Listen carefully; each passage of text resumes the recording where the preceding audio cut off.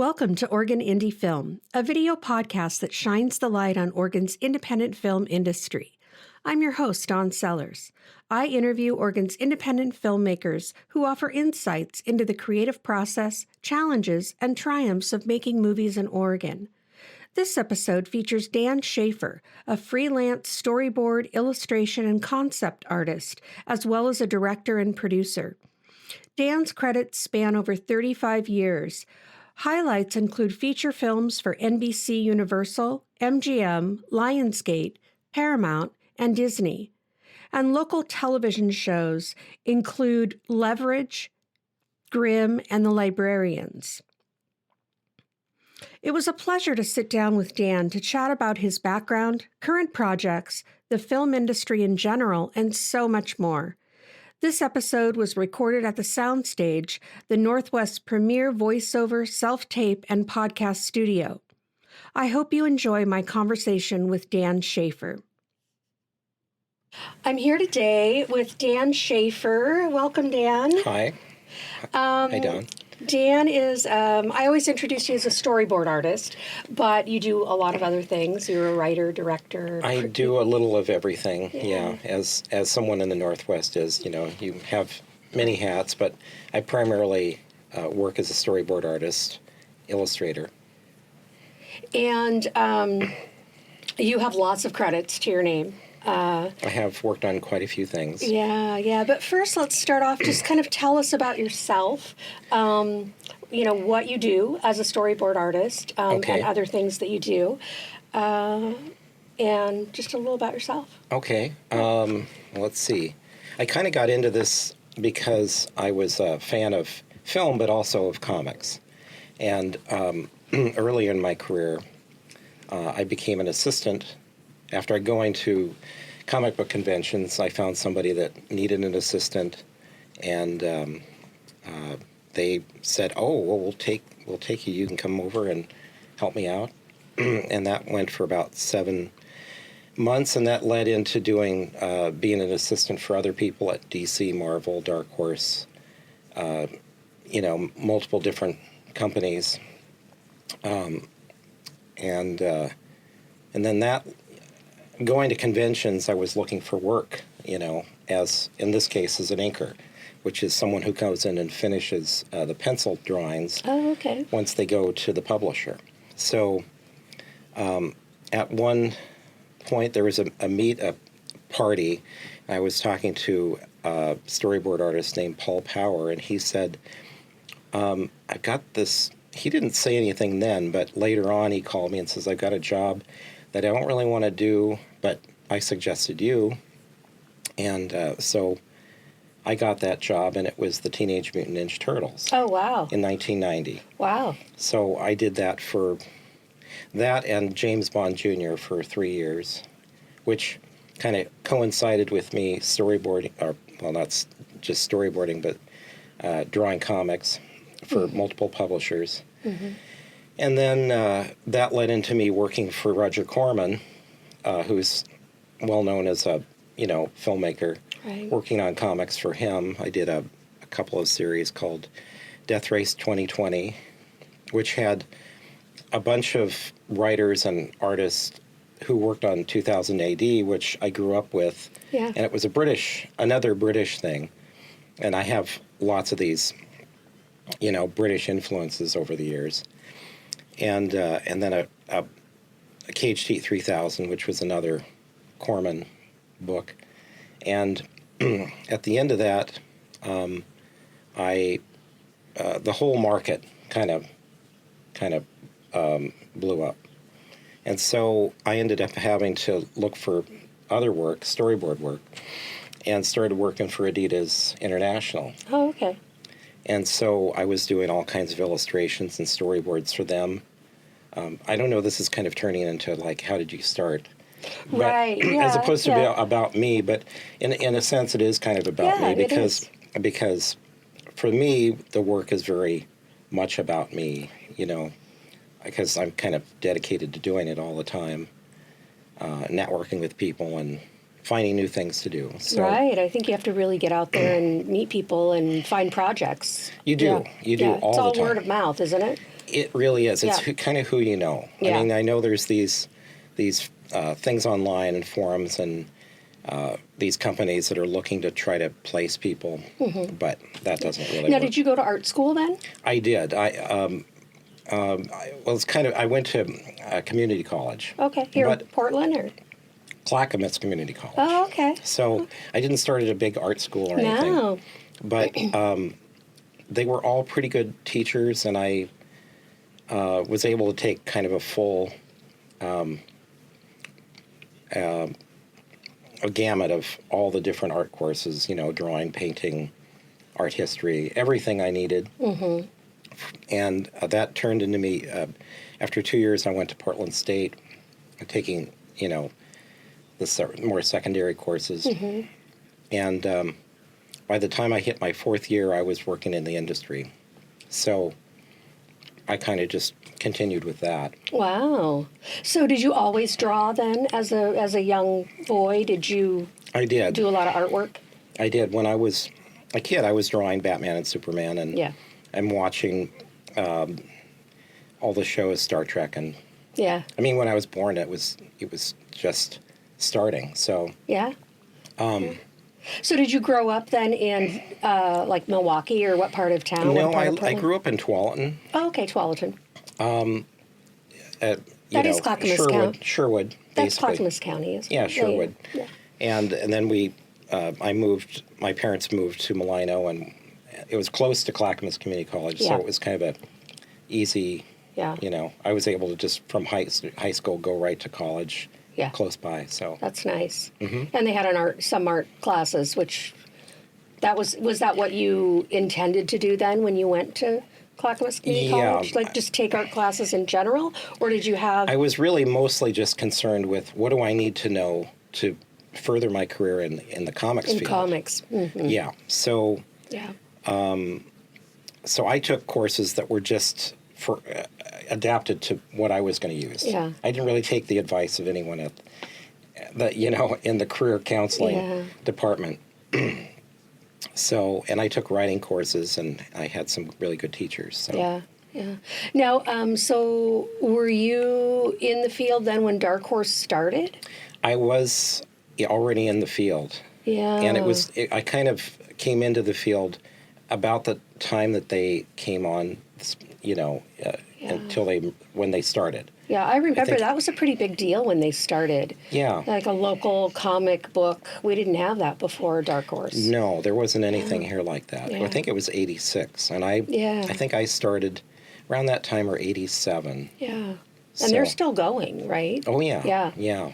They're a pretty big brand. I mean, they have, you know, books that have been turned into TV shows, you know, like the Umbrella Academy. And oh, yeah, that's a great you know, and early on I worked on an animated show called The Mask, which was based on one of their projects, you know. Huh. Yeah. So, so you also do commercial work. I do. You did some Adidas, and you still do some of that, too. Yeah. I would imagine that, I mean, you work on most of the larger film projects that come to town. Yeah. Because people refer you or you search them out. Right. Yeah, so you know about things far before the rest of us do, which is kind of fun. I usually do. Yeah. I usually get a script before most people do. So. Yeah. But then I would imagine when the times are slow, then you have to fill in with commercial work. Well, it's funny because I love doing the commercial work. There's I think that they feel like, I think there's a feeling like that's sort of like that's not what you're set out to do. Mm-hmm. But I love doing commercials. Like I just did this ad. It came out a couple months ago for Booking.com that had Catherine Zeta-Jones. Yeah. And it was through a company that I've worked for about 5 years now called Biscuit, which is in L.A., but there's also another office in London, which I have done quite a few spots for them too. So, no, I mean, it's like a big budget movie for 30 seconds. Right. You know, really. Right. Because we shot the commercial in Mallorca, you know, in Spain, and out of the office in London. So we've had some good success with that. Yeah. So yeah, I guess for an illustrator, storyboard artist, it really is interesting work, whether you're doing commercial or narrative work. It really does. Yeah. I consider them narrative because, like, even Kubrick, he would talk about how amazing it was to do an entire story in 30 seconds. Yeah. How could you do that? Because, of course, he thinks in terms of it being something that's going to take 2 hours, and how to condense that into 30 seconds. And that's why I'm always surprised when people go, oh, I don't know if I could do a story in that short a time, but there's plenty of time. Yeah, that's interesting. It's a good way to look at it, I think. And so you come on board like in the very beginning. Yes. Sometimes probably before the script is even finalized. Yeah, I mean, usually the script gets revised throughout, sometimes throughout when I'm working on it. Yeah. I mean, usually it's at a close point, but if it's a movie, we could go through different colored pages throughout. Right. So, or they may find that once it's more visual, once you've done your artwork, it's not going to work, or it isn't what they thought it was going to be. Yeah. So do you find that they change it because of that, or? I'm not sure they change it because of what I do, but it might have something to do with, like, the location doesn't work. Yeah. Or they decide to shoot it from a different angle. Yeah. Or just something that makes them change it. Generally, though, when I talk through the script with the director, that is their vision, So the fact that it looks similar to the TV when you see it is because that's what they had intended. If if it doesn't look the same, sometimes they do have to change it on the day. But it gets them there, and they know what to shoot and what they have in mind. I mean, I've worked on stuff where they've changed the whole location, but they kept all the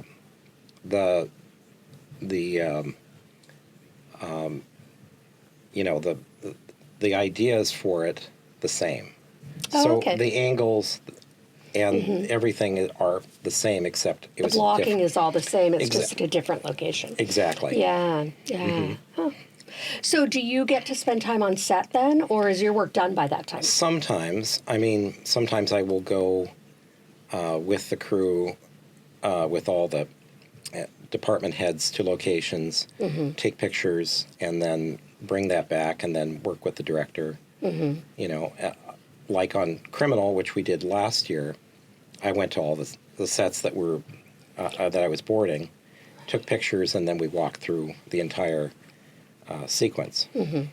So do you get to travel a lot then, or do you mostly work from I here? don't have to travel much, and it's funny because I live here, but I do a lot of stuff that comes out of L.A. And London. And all over the country. Yeah.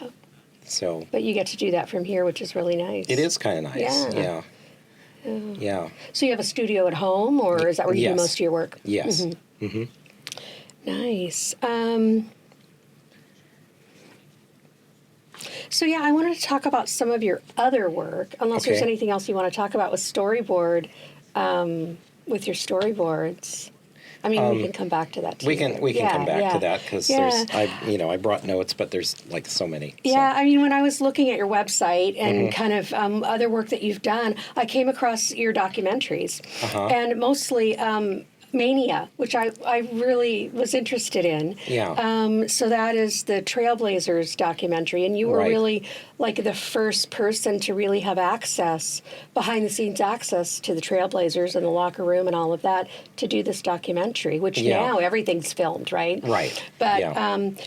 But specifically working with Harry Glickman, who is a Portland legend. Yeah. For people that don't know, you should definitely look him up because he has done so much in Portland. Yes. But and he became a friend, and I'm friends with his son, and that was, and I got to know Sean Lee. I got to know so many of the players, Clyde, and everybody. So. Yeah, tell us about that. What was that like? Well, it was interesting because originally it was something that an idea that kind of came up after I had done a movie with Sky Fitzgerald, who ended up shooting most of the movie. And then basically I just wrote out, the idea came up, I wrote out an outline, and then I just started calling people and setting up dates to get together and interview everybody. Mm-hmm. And a long list, there's 50 people Oh, or yeah. so. What year was that? I think it was 2007 Okay. So not or that 6. long ago. Really. Yeah. Yeah. Yeah, it took a couple of years to make. I think for me, everything takes about 2 years. Yeah, it seems like it. I don't want anything to take longer than that because Yeah. you kind of you run out of enthusiasm. Yeah. And I edit all my own projects. So, Oh, okay. And I love the editing Yeah. part of it. Yeah. I mean, to me, that's kind of the fun part. Why would you let someone else do that? Yeah, I always feel like you're really telling the story in the edit. Yeah. I've been doing some editing myself, teaching myself how to edit, and I love doing it. Yeah. I love that detail work Yeah. of really putting the story Me too. together. Yeah. Yeah. So. So no, it was fun. I think we shot it over a period of a year, 10 months or something like that, and then the editing took the rest of that next year. Worked closely with the Blazers, had meetings with them, and then when it came out, it was available. I think it was available through video stores and online, and then eventually, online through like sites and so on. Yeah, I think it made the round of a lot of the sports channels. Yeah, it was Yeah. on some different channels, and then and they sold it at the store at the Rose Garden. So Very cool. yeah, it was fun. It was fun getting to know everybody, and because I grew up with these guys. Right, watching the games and watching the Moda Center get built. And was that after the Moda Center opened then? I don't remember when the Moda Center opened. Yeah, I think the Motor Center opened in '95. Okay, yeah. So it was. Yeah. Yeah, it was already open then. Yeah, Mm-hmm. yeah. So you work on a lot of like you have other documentaries too. Is there anything else you want to? Well, I did tell us about? a follow-up because during the filming of Mania, I ran into somebody who was a fan who had been a photographer for the Blazers, but he also was a big fan of the Portland Buckaroos, which was a hockey team. Oh, right. That took place from the 1960 through about 74. Mm-hmm. And Pre-Winter Hawk time. Pre-Winter Hawk, and they were professional players. Oh, okay. So it was a professional league. It was the Western Hockey League at that period. Wow.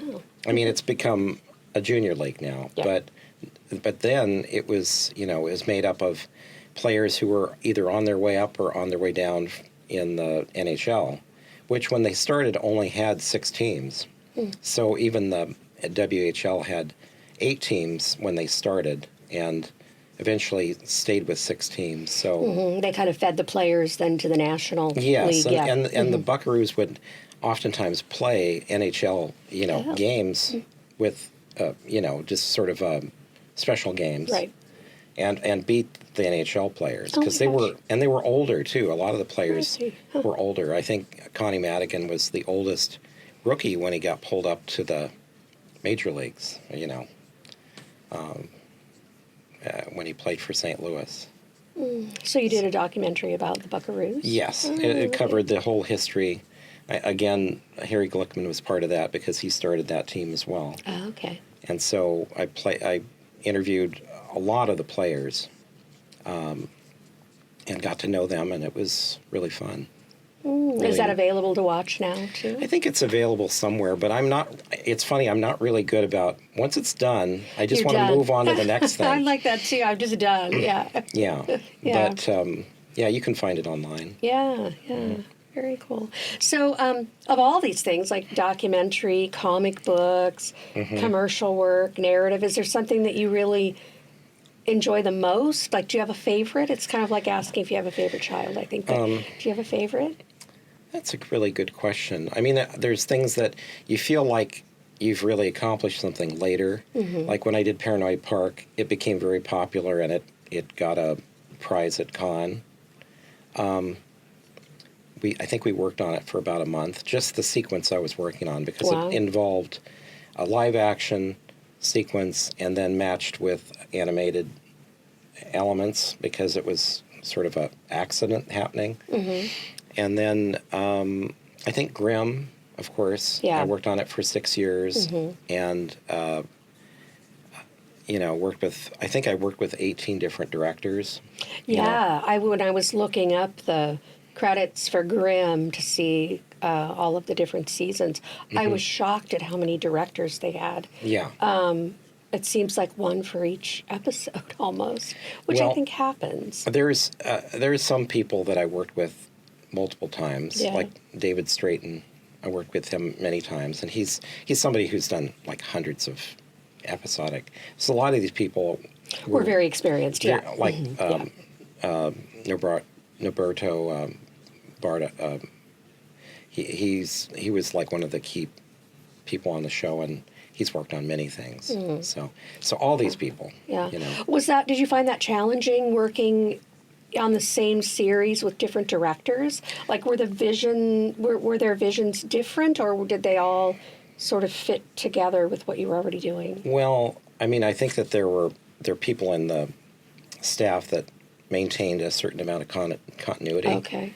And That's helpful. as far as the script goes, so I think it went through a few hands before that just to make sure that they weren't doing things that the characters wouldn't normally do. Right, because they had a lot of writers too on that. Yes. Yeah. Mm-hmm. But I think that it was very similar, like that they were able to adapt it in a way that they all matched up pretty closely. Mm-hmm. So they had different styles, but they, they were unique styles, but I enjoyed working with all of them. Yeah. And you've worked on a lot of Oregon-filmed projects. Yeah. Leverage, Right. Grimm, a lot of the films that have come through. Librarians. Librarians, yes. And are there any specific challenges that you can think of filming in Oregon that you've seen or that you've been part of? Well, I'm not sure we have good crews here. Yeah. And they know what to do. So I think when people come here, I think they appreciate that there's ready-made crews ready to go to work, Yeah. I think when we did Criminal last year, we had, it was a very full crew. Yeah. And employed a lot of people for at least A lot of local people. 8 months at least. Yeah. I think we're very fortunate in that way that we're not challenged with finding crew No. or cast. Right. As far as me being challenged, not really. There's it's pretty much the same. Yeah. I mean, it's not always the same experience, but because they're different, the people have different ways of telling me what they want. But some directors will walk you through it. Like some directors are actors, and so they would prefer to sort of act it out. Like I worked with Jonathan Frakes many times. And sometimes he would act it out somewhat, whereas other people might give you a shot list. Yeah. And you would go through it together, or maybe they just hand it to you and you take it home. So it varied. I mean, I did one episode over the phone. The director was in Massachusetts and I was in Utah doing something. I was at a comic book convention, actually, and we did this whole sequence over the phone, and That worked out fine. it worked out fine. Yeah. So, I lost my train of thought here. Let's see.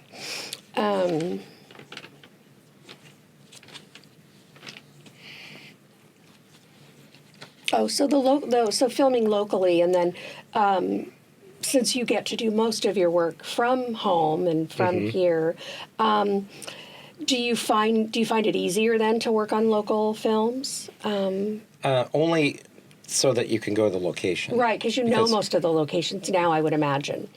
A lot of them. I mean, new things all the there's time, of always, course. Yeah. even if it's the same location, you're looking at it differently years later. Yeah. But for the most part, like if I work on something, say it's in LA, they'll send me pictures of the location, and I work with it. Like I worked with a director named Noor Wazi in London for many years, and for the most part, everything she's ever sent me were pictures and diagrams. And that was enough to do all the work. Yeah. So you do a lot of that by Zoom then, or?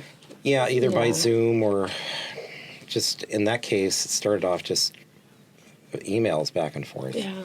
So you get the shot list or some idea of what they want, and a script, obviously. In her case, she would always send me a shot list and a script, and we would talk about it, and we'd go through several variations until it got there. Right. So is it like you illustrate a bit of it and then send it back for feedback and kind of work on it that way, or do you do a whole scene, or how does that work? Yeah, I tend to do the whole thing, and then okay. then send it, and then make revisions to that. Okay.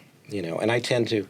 I've heard some directors say, "Well, you don't have to put a lot of work into it," but I don't really know how to put less work right, into it. Right, because you do a lot of detailed work. Mainly because if they got it and it wasn't finished looking, sometimes they would go, "Well, it doesn't look finished." Right. Well, you didn't ask me to finish it, so I don't do that very often. So just finish it. I just finish it and make revisions to it. And so, are you illustrating mostly with pencil then, or colored pencils? I'm very old school. When I took a course at Portland State from an animator, Stan Green, who had worked for Disney, and had worked actually for one of the the 7 old men that did the animation there. So I got my start seeing it from that point of view, using a pencil, doing it very much the old-fashioned way. And since I worked in comics, that was how we did that too. Right. Yeah. So yeah, I'm very much old school. Yeah. And you're still doing some comic work too then? Occasionally. Yeah. Yeah, occasionally. And you said you were at a comic book convention, so do you still go to those? I still go occasionally. I mean, when I was doing it more professionally, I went from 87 to 2001 to San Diego Con, and that's where I would get my work. Yeah. Since then, I've gone to other local ones, or the Salt Lake City one that they do every year. Yeah, the Portland one seems to have grown. Yeah, it's a big convention. The Rose City. And the one in Seattle is big too. Is it? But I've never gone to that one. Oh. So. Yeah. I also saw that you do some plein air painting. Yeah. Yeah, are you still doing that? Well, I don't paint as much as I used to. Yeah. My wife always tells me that I should be painting. Yeah. But no, I just, you get, I'd like to. I do use color in a lot of things, but oftentimes I'm just drawing with pencil. Right. Yeah. So painting gives you a chance to use color and, yeah. Yeah, and I like painting. Yeah. So. Yeah. Well, and plein air painting is kind of fun, I think. Yeah, you gotta work in fast. the outdoors and. So I mean, the thing is, as a storyboard artist, you have to work fast. Right. Because there's so much work to do. So it's kind of perfect for me. Like plein air painting, you have to work fast because you're outside. Right. And the light changes, and the conditions can change. I've been out there when it started to rain, and you have to just get it done and get it done. Get go. Yeah. So yeah, I don't have patience, I guess, for long. Right.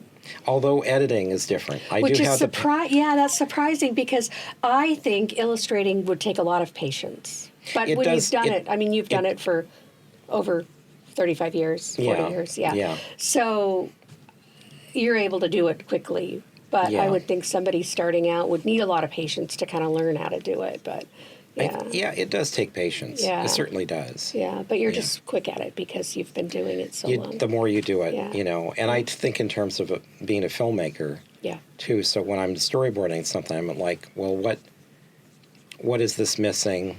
Oftentimes on Grimm, we do work so quickly that I'm like, well, this has been left out. This needs to be left in. So I would just draw in the scenes that were missing, Oh, okay. And oftentimes they would just shoot that, Yeah. which was kind of fun. That is kind of fun. Mm-hmm. Yeah. But yeah, editing takes some patience too. Also very detailed, but yeah. Yeah, I enjoy it. Yeah. Yeah. Do you, what do you edit in? What program do you edit in? Final Cut. Final Cut, yeah. Mm-hmm. Yeah. Are you working on any editing now? No, but I am kind of on the verge of starting another documentary. Mm-hmm. Oh, fun. And it's going to be focused on the author Kate Wilhelm, who was, a prolific writer of science fiction. Mm-hmm. Originally, it was going to be a little bit different, but it's going to be mostly about her now. Mm-hmm. That's the plan, anyway. So I shot some of the video several years ago, so I finally have time that I can start to get that going. Yeah. Well, and I heard that you're writing a book. I'm writing a book about storyboarding. Yeah. But it's taking some time. Yeah. Is it going to be more of a how-to, or will it be more of a memoir of your experience? I think it's a little of both. A little of both, because yeah. I kind of think that the things that you don't learn in a book, there's several books on storyboarding, but there aren't too many that say, well, in this situation, you should do this. Mm-hmm. Not that I'm going to give you the be-all and end-all of what you should do in a situation, but oftentimes I read a lot of books on film, and I see how things work, during the filming of something or pre-production, and I get it, I use the advice. Right. Yeah. Do you have any favorite books that you have read on filmmaking that you could share that you'd recommend? Yeah, there's a book, let's see, I always get the title mixed up. Raging Bulls and... Oh, yeah. I have that book. Yeah. I haven't read it yet. Oh, and I always miss the title. It's Villains. Is it about villains? No, it's about the film industry from late 60s through, say, 1981. Oh, okay. And so it kind of covers the emergence of, Warren Beatty. He's a big part of it. The same writer did a whole book called Star, which was also about Warren Beatty. But, during Bonnie and Clyde, which was kind of groundbreaking in that he was producing, and they were also doing some stuff that you would never do in the film. It was a little more, a little more graphic some way. Mm-hmm. Yeah. But it also led into, Spielberg and Lucas and all the people that they hung out with, the sort of new, the new group of filmmakers in that period. It was a big time of change in filmmaking when those guys all came along, I think. Yes. Yeah. Not only in telling stories, but also in filmmaking itself and equipment and the way that films were made. Yeah. So it's definitely, I've read it several times. Yeah. There's a sequel to it that's more about the 90s. It has Steven Soderbergh's a big part of that book. Yeah. So, but yeah, I read a lot of books on film. Have you read Green Light, the Matthew McConaughey book? No. Oh, that one's pretty good. Okay. Yeah, I thought that one was pretty good, but and there's I'll look for that. Yeah. I read a lot of science fiction too, and mysteries. Oh, okay. So a mixture of those. Do you have favorite authors for sci-fi or mystery? Don't go anywhere. We'll be right back with more from Dan Schaefer. Calling all filmmakers, performers, and creatives. The Soundstage is your home for high-quality recording in the Portland area. Whether you're working on an audio or video podcast, voiceover project, audiobook, casting your next film, or need help with that self-tape audition, we offer a professional, welcoming studio space. Come record with confidence and mention the Oregon Indie Film Podcast to get $5 off your next session. Learn more about The Soundstage, the Northwest's premier voiceover and recording studio, at thesoundstagenw.com. Hey there. If you're enjoying this episode of Oregon Indie Film, don't go anywhere. We've got more great conversation coming up. And if you believe in uplifting local voices and the power of independent storytelling, we'd love your support. Hit that follow button, share the show with a friend, or leave us a quick 5-star review. It makes a big difference. Want to get more involved? Reach out at OregonIndieFilm@gmail.com. Now, back to the episode. So yeah, favorite authors, sci-fi and mystery. Yes.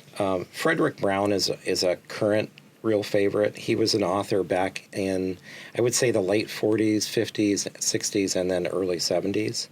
And he was kind of known for these, what they call flash stories, which are essentially really short, half page, 2-page stories. But he's written novels as well, so I'm kind of working my way through his books. Yeah. Do you ever, when you're reading, do you ever think about making it into a film? Or All the time. Yeah, I know. Yeah, I visualize the whole thing. So. I've been a reader forever, my whole life, and I like mystery and thriller and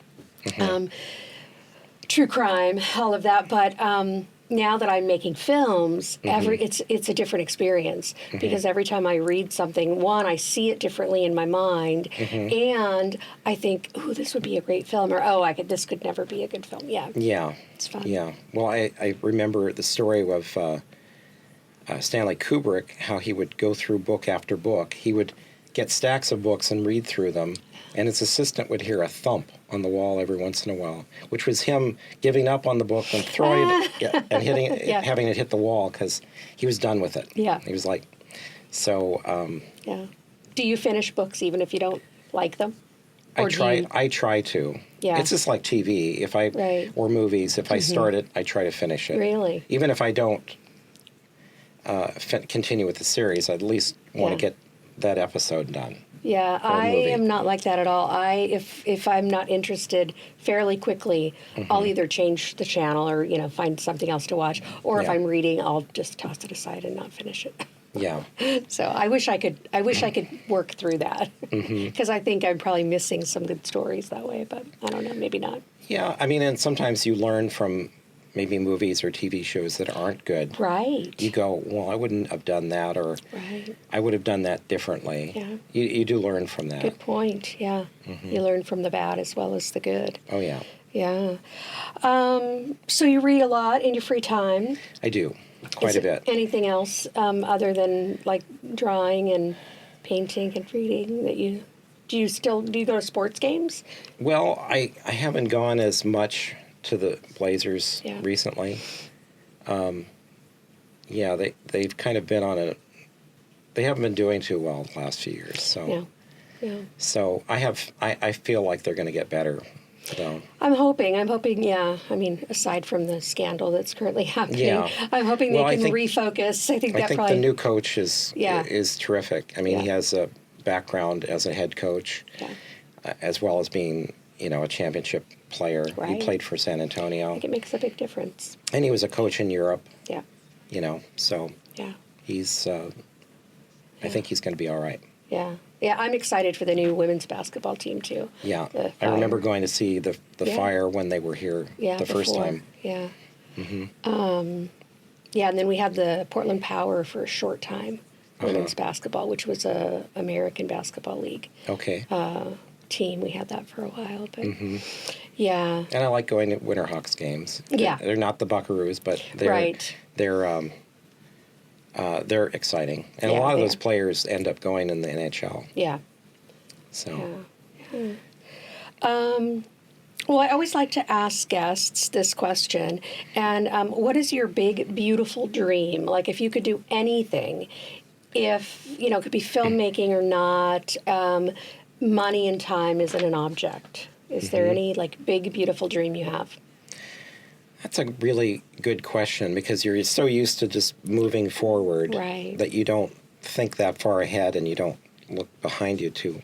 I mean, it is good to look at what you've done and appreciate what you've gotten to do. Absolutely. I think maybe writing a book that maybe of short stories, the ideas I have in my head that I'd like to put down. It is difficult to do that, to get focused and write something. I think directing a sci-fi movie. Yeah. That's originally what I got into this for, because I love sci-fi. Yeah. But very rarely do I get to do sci-fi. It's mostly fantasy, if it is like that. I've been working on a couple of short films. It's sort of a series called Axanar, which is a Star Trek-based fan film. Yeah. But they have good actors you would know, and the effects are fantastic. So,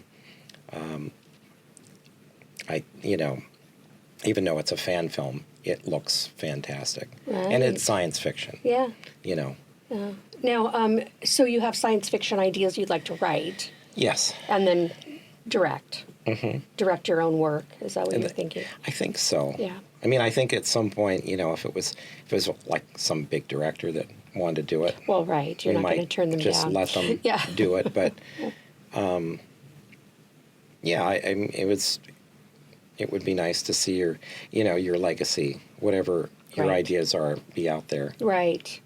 Yeah, I think that a lot about film. It's, it lives forever. Mm-hmm. Once you make a film, it lives forever. So, yes. I think that's a good thing.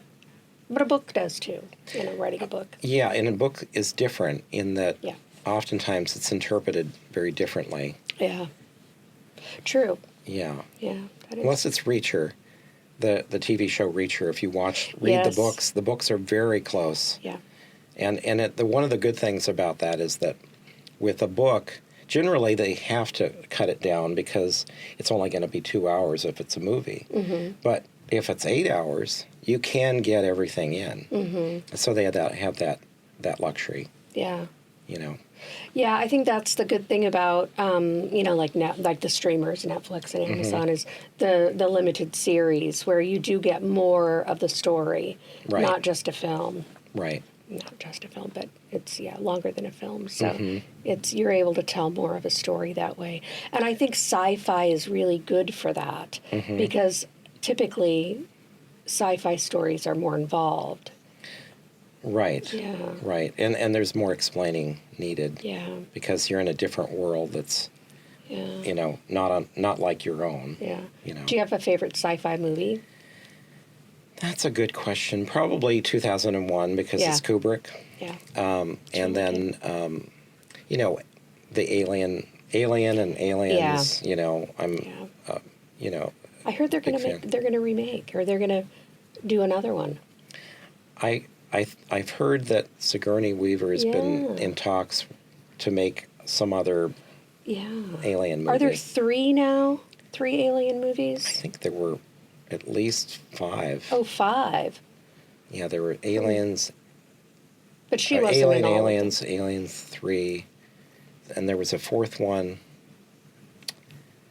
Gosh, I can't remember. There was, and there might have been a 5th one that was really. Wow, I've the missed out. French director that did Amélie. He did one of them too. Yeah, he's one of my favorite directors too. Yeah, but don't ask for his name because I can't remember French right director that directed Amélie. Yes, have to look him he's up. fantastic. Yeah, really great. Yeah. So what are you working on now? Can you tell us about? Because I know you can't always share what you're working on because you do get brought in so soon. But right. Tell us what you. I mean, there are. I normally post things on like LinkedIn of new things I'm working on, but there's so many backed up that aren't finished, or that aren't out there that I can't put it out there. But like, there's a movie called "And Out Come the Wolves," which we did earlier. I think the director's Danny Paykoff. Yeah. He was a producer on Horizon, with Costner. And so, as far as things that I can't talk about, I mean, Criminal is supposed to come out in 26. Oh, okay. It was supposed to come out in 25. Yeah, I thought this year, yeah. But it's pretty involved. I think they produce them like 8 movies. Oh, okay. Yeah. So they're putting extra time into it, I guess. It should be good, though. Well, that's good. That's going to be Amazon, isn't it? It's going to be, it's on Amazon. Yeah. Yeah. As far as other things that I'm working on, I worked on a movie called Wake Up Maggie. Right, I was going to ask which about I have that. the hat from. Yeah, your Sunshine Soul hat. Yeah, right. Katie Prentice. Her film, Wake Up Maggie, which she's been working on for some time. So that principal photography, I think, is done. Yep. But you worked on that, so tell us about that. Well, I met Katie at one of these OMPA functions, and we got talking, and I said, well, when you do it, I'd be happy to help you. And then got a call from her, and we worked for, 2 or 3 days a week, for several months, a couple of months. And, and part of it was in her house, so we were able to use that as a set. Nice. And, shoot pictures from where we needed the angles to be. And that was fun. Yeah. Yeah. Katie's wonderful to work with. She is. She's a good friend of mine, and she's wonderful person. So Yeah, I Katie's knew great. That was a good experience. So anything else? I think that film. So they're going in post-production, but I don't know. I haven't talked to her. So Yeah, I don't know how long that's going to be. She was going to take a little break before she started the next, because it is really another process. The whole post-production is like making the movie all over again. Right. In the editing. Right. And it's a personal movie for her. It is. About her mom who died from frontotemporal dementia. Frontotemporal dementia. Yes. And so I imagine emotionally that's probably very hard to make that film and then have to remake it in the post-production. Yeah, it really is. And I haven't seen, it's funny, when I was done, that was kind of, then they started shooting and I was out of the picture. But I would love to see, Bonnie Root is the actress who's playing her sister in I didn't know. I knew Bonnie was up here, but I didn't know she was in that. Yeah, Bonnie's wonderful. And I'd seen her in other movies. Yeah. And she has a movie right now that's doing really well in festivals. Okay. Don't Let Them Out. Okay. Which people can see. It wasn't filmed in Oregon, but Bonnie has a lot of Oregon connections. So. Yeah, because I think she was from Portland. Yeah. Yeah.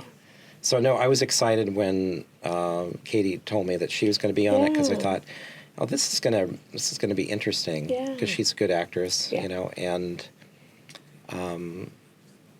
now I just want to see how she handles it, because, acting as somebody with FTD, I don't know what that will look like. Yeah. It'll be interesting how she handles that. Yeah. Yeah. Yeah, I'm excited. I'm excited to see it finished, because I know Katie's been working on it for a long time. Yeah. So anything else that you're working on? Your book, obviously, you're working on that, but any other films that you're? I mean, that you can the share? book thing is going to be something that might long term. You might be talking about the next time. Yeah, that's your big beautiful dream. Well, it's one part of it. It's part of it, maybe. Yeah. It's just nice to get some of that down on paper. Because as you get older, you go, right. Did that happen? Or, right. There's so many stories. I know. So, but do you take a lot of notes when you're thinking of ideas to write later? All do the you time. Keep a notebook. My phone is filled with ideas. Okay, I mean, write a new concept every day. Yeah. It seems like. I know. I feel that way a lot, too. There's so many stories to tell, and just finding the time to sit down and focus on them when you're trying to do so many other things in life. But, Yeah, the world needs our stories, that's for sure. I think so. I think they need a diversion from, I mean, and I love the idea of it being entertainment. I don't, it doesn't always need to be some sort of message. So people right, just I think need to so have, too. I think the fun part is what's important. People need to have fun. Yeah. Because you notice how popular some of these older movies, when they're put back in the theater. Jaws, when it came out a few months ago, was in the top 3. I know, that's why. Against new movies. Right. And they're anticipating something similar when Back to the Future comes out, I think this next month. Yeah. And it's going to be seen by an entirely new generation. Right. And almost certainly it's going to be in the top, 3 or 5. Yeah, I find that interesting that, these remakes, when really they're just entertainment, right? I mean, they were great movies when they were first made, but they are remade and then they're great movies again. With sometimes. So many, I mean, not always. I mean, I think that we're in the era of remaking old things badly. Oh, yeah. I mean, Star Trek. Doctor Who.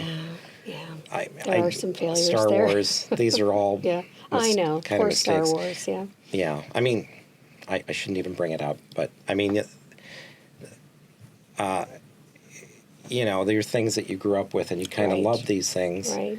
And then you see them kind of messed up. Yeah. Star Wars is like that for me. Yeah. I mean, you just can't. Well, I didn't even see the third Yeah. sequel. Yeah. I just stayed home. Yeah. I saw the second one and I was like, this is it.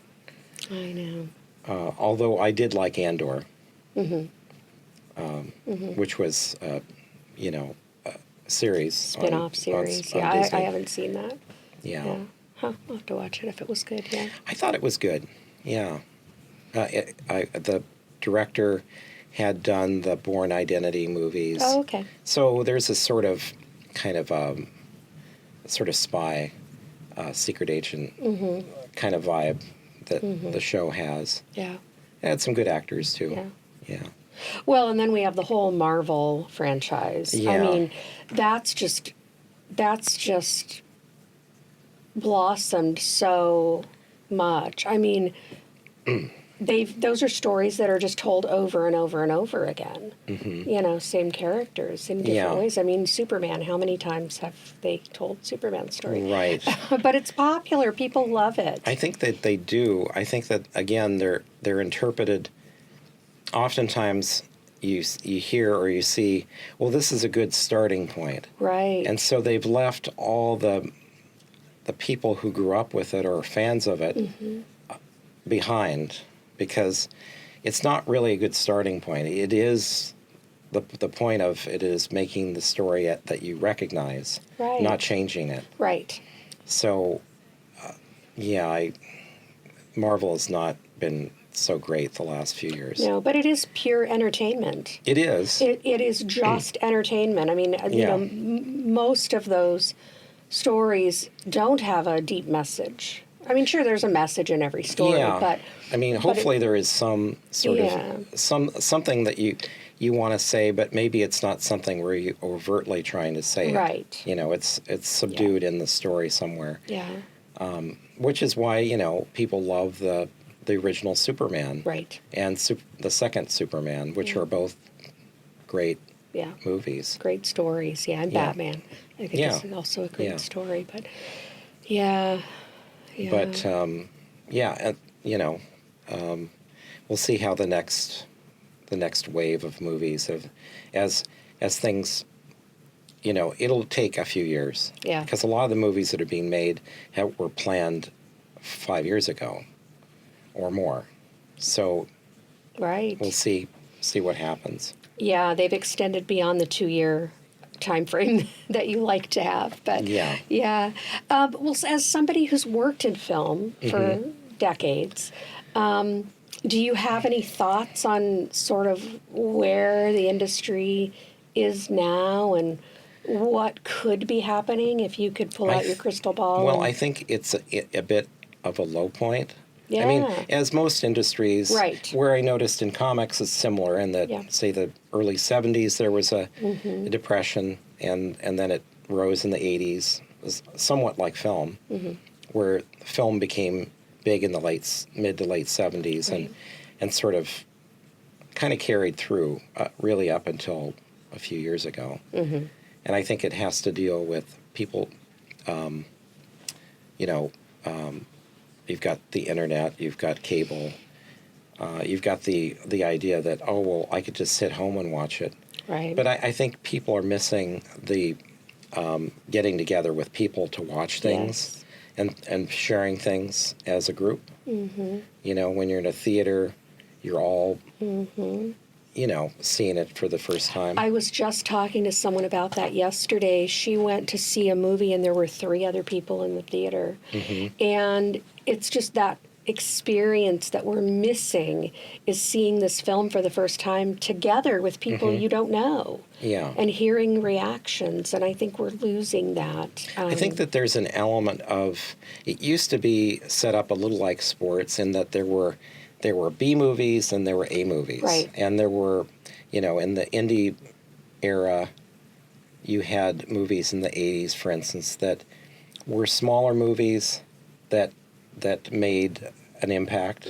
And you know, like Tarantino's movies started like that, smaller movies, and that they became popular because they were good films and people, you know, told other people about them. Right, and they wanted to see more. Yeah. And we don't really have that, you know, here's movies that you can start out on. Right. Movie companies should be allocating a certain amount of money to movies that are small as opposed to just all big movies. You know, I think that when they started referring to movies as IP or tentpole or franchise, That was sort of the beginning of it, of the downturn, I think. Yeah. I think so too, because when you refer to it as an intellectual property, that's not a story anymore. That's like you're selling and trading stocks or something. It's like an entity. Becomes an entity, yeah. Whereas, you know, the first movie you should be focused on that, not thinking like it's going to be a legacy. Right. The entertainment value of it. Yeah. Yeah. And again, I think having fun. And I think there isn't as much fun with some of the newer movies. And then there's a lot of remakes and sequels. Yeah. I think like last year there was, of the top 20, there were only a few original movies. Right. Which of the bigger budget movies. Right. And you know, that shouldn't even be counted as like whether it was good or not. I mean, just because a movie didn't make very much money doesn't mean it's bad either. Right. It's the view of what's successful. Is it only successful if it makes a ton of money? Yeah. Or is it successful if it's widely viewed and people enjoy it? Now, if you spend $300 million and it's a failure... You need to make your money. Yeah, that's... Yeah. In fact, I think that's we're suffering from some of that, too. And I do, too. The fact that if you are a big company and you've had, say, 9 failures and one success, you're probably doing something wrong. And it's also affecting... how people invest in movies too. Right. You know, because if your movies are not making money, then it may be not a market that you want to be in. Right. If you're an investor. Yeah. Well, and I think it's harder for newer filmmakers who are starting out to be able to get that funding. Yes. Because no one wants to take the risk, because they have lost so much money that they're only investing in remakes or things that they see are a sure thing. They're not willing to take a risk. I think that in the old days, they would take chances on things that weren't a sure thing. You know, companies like Orion back in the 80s tried all kinds of things. And some were successful, and then they had Heaven's Gate, you know, and which is a great movie, right? But it was so expensive, right, that they could never recoup their money on it. Now it's kind of considered a classic. Yeah, you know. Yeah, I hope that, you know. I mean, Oregon is a great place for independent film. It is. We both know there's so many movies being made. That are not big budget. And it's my hope that, you know, some of those movies can get out and get seen and start to maybe be the new wave of entertainment. Yeah, I think if a bigger company was to take a $5 million movie that had a good script and it was, you know, solidly made and just promoted it like they did a $150 million movie. Right. You could make your money back. Yeah. You know. Yeah. And then make another movie, as opposed to if you make a $300 million movie and it makes, you know, $75 million. How many mini movies are you going to make? You could make 20 movies from that amount. Exactly. You know, and have everyone employed. Right. Yeah. It's just convincing the people with those millions of dollars to do that. And, you know, maybe that will be the outcome of this downturn. I do think, though, that I'm positive that things will improve. We're going through a lot of changes as far as technology and so on. And we'll get past that. Yeah, I mean, and that kind of brings up a good point about like storyboard art, right? You know, how do you see that being impacted by AI? Well, I The mean, I've dreaded had a AI? couple of situations where, on commercials, where they started with AI, and a week later they came back to me and said, you know, we're going to do it. We're going to help. Yeah. Because it's not very, it's not adaptable to the process. I mean, the fact that if you're going to do AI storyboards and you're going to show it to the client, and the client's going to go, well, is it going to look just like that? They have to sign off on it. Right. Because if it doesn't look like that, they're going to say, well, it doesn't look like what you, Right. you know. So the idea of having it drawn is more like, it's more of a general suggestion of what it's going to look like. Right, and I think AI can't accomplish that. No, and also I have years of experience Right. working on films with directors and producers and stunt coordinators and so on. And so I know what it'll look like, and I know what to suggest. Right. Whereas AI is not a person, No. and it doesn't really have that experience. It has an algorithm. Right. You know. It can only produce what it's been told Yes. to produce. Right. Where humans, you have the creativity and the experience Right. to know what to produce Yeah. in the drawings. Yeah. Yeah, and plus, we're the ones that want to do the work. Right. You know. Right. You know, whereas Yeah. AI is really just a cost-saving measure. It is. And I think there's other places it's great and, you know, can be used in other ways. I but- did see an article, though, that said that most of the companies that have been using it find that they have to go back and fix things to the point that it's not feasible Not financially. cost effective. Well, it's not that's- cost effective, Yeah. which was good news. It is good news. And I Yeah. think, yeah, predictable Yeah. news too, because, yeah, it's not perfect. But, you know, that isn't to say it will be at some point. Yeah. But I mean, I think we need to look out for Yeah. the people making film. Yeah, exactly. I do too. Yeah. And keep the creativity human and keep making great films. Why would we spend money to go see something a robot made? Exactly. You know. Exactly, yeah. So. Yeah. Yeah. Well, is there anything else you want to talk about or share that we haven't covered? We've covered a lot. Yeah, I know. It's been great. Yeah.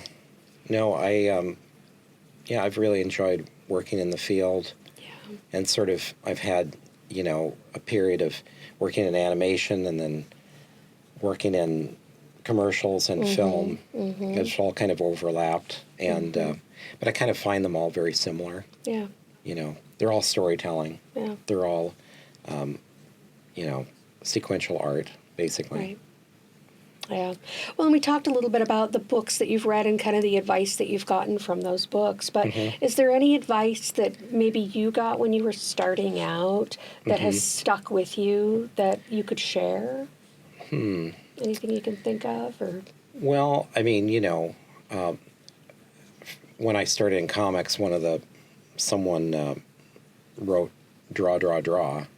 It's just keep Do the doing work. it, and you will get better at it, and you'll get closer to what you want it to look like. Yeah. Whether it's drawing or film or Exactly. any- writing, Yeah. any of those things. The more you do it, the better you get Yeah. at it. I think that's great advice. Really Yeah. good advice. And I think talking to people, especially talking to people who have done it, if you're a young person, talking to somebody who is older, who has the experience, and also watching older movies. I think that there's this tendency for people who are younger to not look back far enough. Whereas when I started, I was kind of into old movies Right. already. I was into old TV shows, movies, even advertising. I mean, I look at advertising now, old advertising. It's great. I love it. I do too. I love old advertising, yeah. And so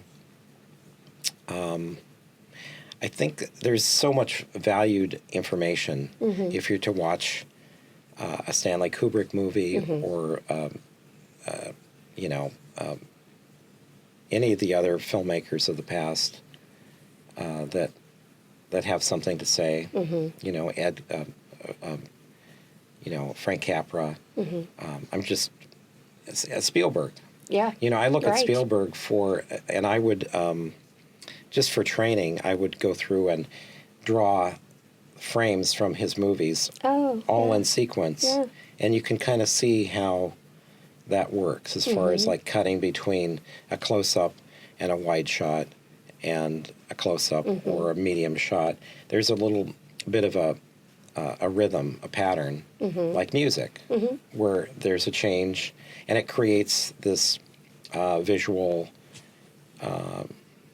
feeling, Almost a melody. Yeah. A visual melody, yeah. Very, very much No, so. I think that's the value of storyboard art, is that you see those transitions, because when you're on set filming, you don't always think about those. Right.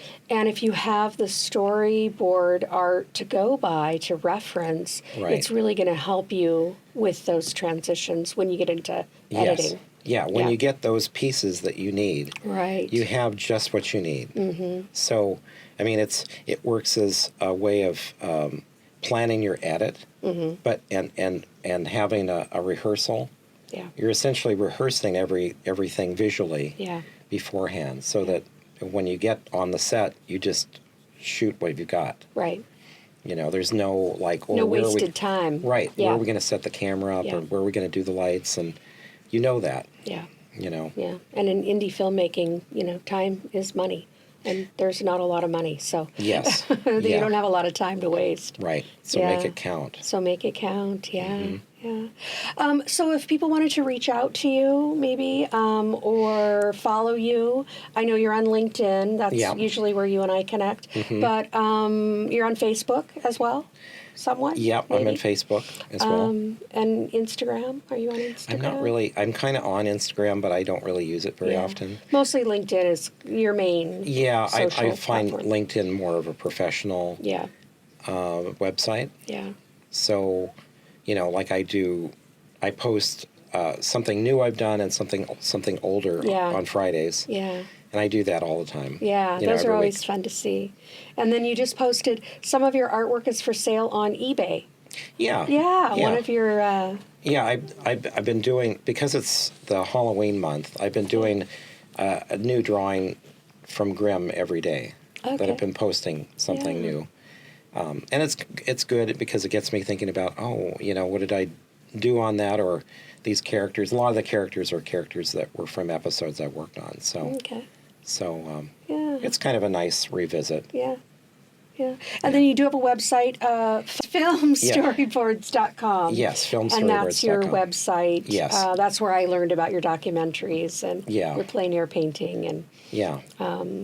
Well, it's not a fancy site, but you can get a hold of me through that. Great. They can reach out through your website or on LinkedIn, connect on LinkedIn. Yeah, and if you've got an idea and you want to, if it's a small project, call me. If it's a large project, call me. Don't worry about it. I'm mostly interested in working with people. Yeah. You know. Yeah.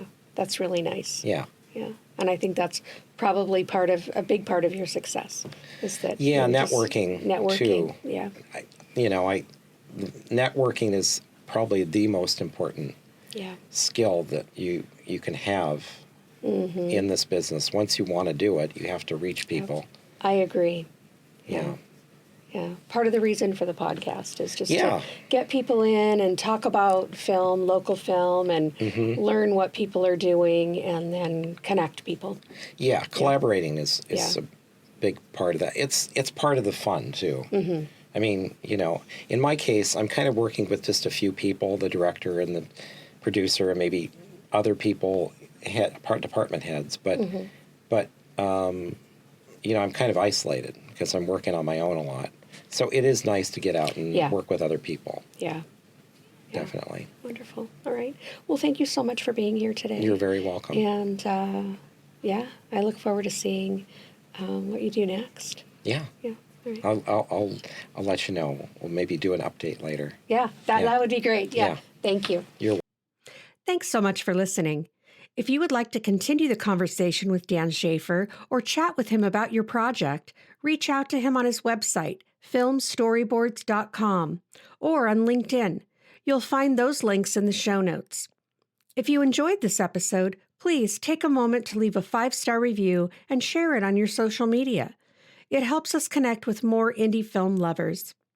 Be sure to check out the Soundstage in downtown Vancouver for all of your voiceover, self-tape, and podcasting needs. Thanks again for their support. Would you like to support the podcast by becoming a guest or a sponsor? Reach out at OregonIndieFilm@gmail.com.